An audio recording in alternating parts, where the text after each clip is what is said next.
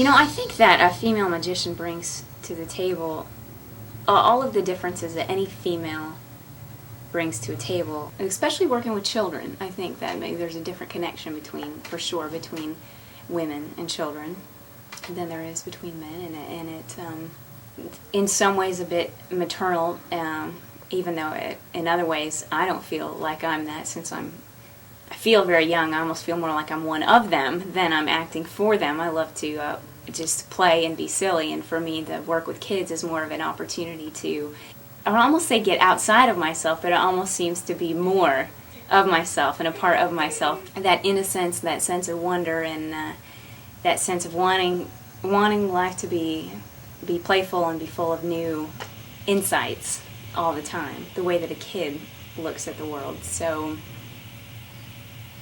yeah, so deep down inside, maybe I'm 5 or 6, I don't know. Do you all know what this is? A wand. That's right, it's a magic wand.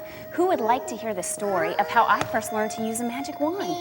Okay, good. Well, it starts when I was just a little bit older than you. I wanted to be a great magician. I decided to go see the old wizard who lived high up on the mountaintop. On my way to the wizard's, I ran into an old peasant man who, seeing my wand, asked me to show him a trick. Well, I didn't have time for this old man, but I decided to be polite, and I pulled out my wand so he could see it very closely. Then, reaching for a piece of paper, I wrapped my wand up nice and tight, just like this, and closing my eyes, voila! It's gone. I made it disappear. It's up there. Well, not only did I make my wand disappear, but I made it come back. Thank you. Thank you.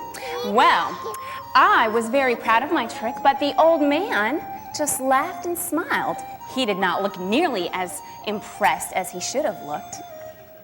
And he said, "Young wizard, you have done well with your little stick, but tell me, can you understand the power of the dragons?" And then reaching into his bag, he pulled out the most amazing wands I had ever seen. They looked like they had come deep from the heart of China, and on the ends were the heads of fire-breathing dragons. Now you know that what goes up must come down. But why is this so with my dragons? Well, I thought that's very simple. Of course, the strings are connected at the top. And he smiled as he pulled them apart, and I saw that they were not connected. And he pulled them again. Just then, it got even worse. He handed me the dragon sticks. Well, I told him I don't understand how they work. I know how to pull them down, but what do you do that makes them go up? Do they just go up? Yeah. Well, that's exactly what happened to me then, too. And then I said, well, I can pull them down, but how do you control the times when they go up? Well, I pulled them down again, and I said, how do I control the way they go up? I just don't know. And then I realized they moved every time I said the word up. Wait, okay, I pulled them down, and the kids all started to yell, just like this.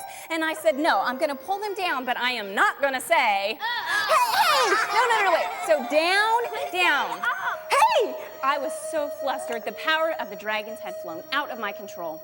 I looked around for the old peasant man, but he was gone. I grabbed the dragons and ran up the hill to the home of the old wizard. And when I got there, who do you think was there to greet me but the old peasant man? The old peasant man is a wizard? He was not wearing the clothes of an old peasant man. He was wearing the beautiful robe of a great wizard. He laughed at me and said, "My dragons have been toying with you. Before you can understand great mysteries, You must be humble and not have a big head.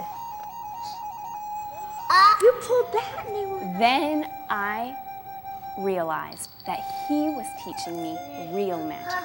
And I hope I have passed his wisdom on to you.